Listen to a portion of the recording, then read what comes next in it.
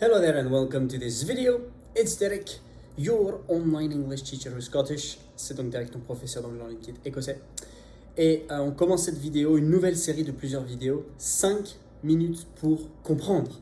On va voir énormément de thèmes et mon objectif et mon défi, c'est à chaque fois de tout te donner pour que tu puisses comprendre en 5 minutes le sujet traité dans la vidéo.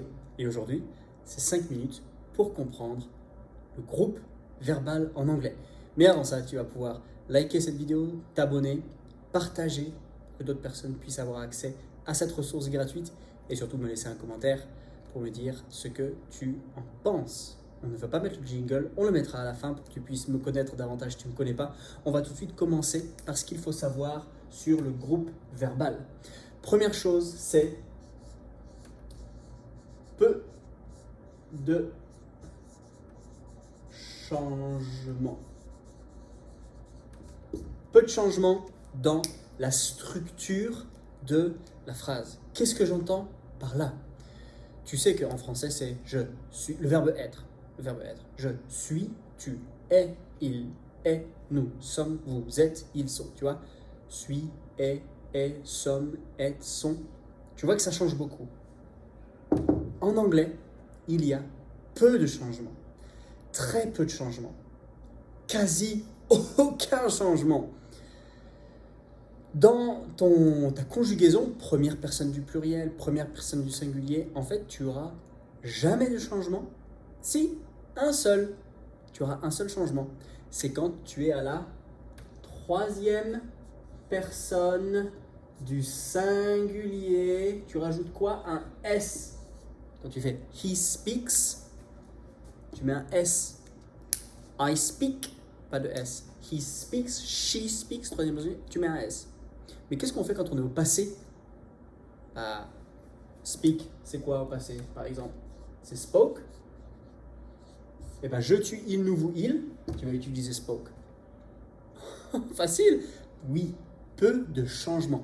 Comprends bien, quand tu arrives pour comprendre, apprendre, étudier le groupe verbal, tu as peu de changements. Donc tu peux te déstresser, tu peux te relaxer, tu peux te détendre parce que c'est beaucoup moins compliqué, c'est beaucoup moins dense que le groupe verbal français qui t'a peut-être fait suer, le groupe verbal allemand qui t'a peut-être fait suer, le groupe verbal, peu importe de la langue, en anglais c'est quand même beaucoup plus simple. Donc rappelle-toi qu'il y a peu de changements. Deuxième chose à te souvenir en ce qui concerne le groupe verbal. Ça, c'est pour un temps, les temps simples ou le temps simple et un temps composé. Un temps simple, tu as un mot, ton verbe, c'est ton verbe. Et temps composé, tu auras deux mots ou plus. Tu auras donc ton auxiliaire et ton verbe. J'espère que tu vois bien. Temps simple, temps composé. En fait, quand tu arrives face au groupe verbal, c'est peut-être fouillis pour toi. C'est peut-être une espèce de grande armoire dans laquelle tu as tes chaussettes, tes pulls, tes t-shirts, tes caleçons, tes pantalons qui sont tout mélangés.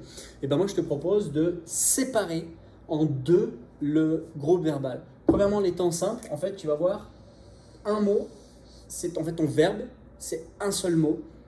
Et c'est tout ce qu'il y aura. Donc, tu dis, ben, en fait, je dois trouver un mot. Je dois mettre un mot pour mon verbe. Temps composé, tu auras ton auxiliaire et ton verbe. C'est composé de deux mots.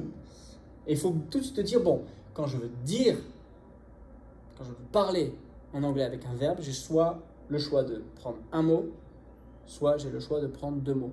Quels sont les deux temps simples?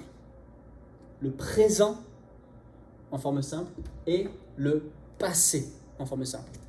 On l'a vu tout à l'heure, I speak, I spoke. Speak, spoke. Speak, spoke. Présent, passé. Tous les autres temps sont des temps composés. Donc en fait, on va dire qu'en gros, tu as 10% des temps qui sont des temps simples et tout le reste des temps sont des temps composés. Si jamais on met les modos dans le groupe verbal, bah will va te servir d'auxiliaire. I am going, be plus ing. Le passé en be plus ing. Present perfect, plus perfect.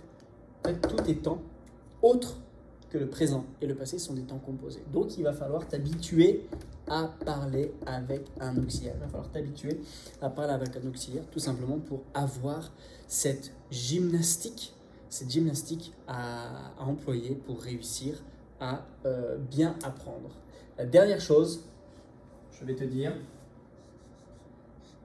attention à la traduction. Je ne sais pas si tu le vois sur l'écran, mais attention à la traduction. Beaucoup de gens traduisent soit les temps grammaticaux, le passé simple, c'est donc le passé en forme simple en anglais. Non, le present perfect, c'est le passé composé. Non, en fait, déjà la traduction à peu près des termes, des temps, mais beaucoup de gens traduisent mot à mot les verbes.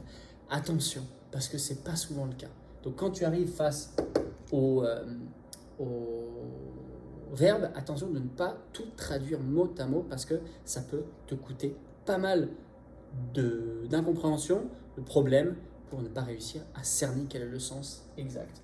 3 choses que je te laisse pour que tu puisses comprendre. Je ne sais pas si on est à 5 minutes, mais à peu près.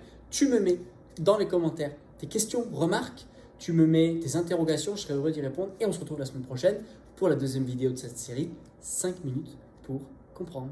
I'll speak to you soon. Bye bye.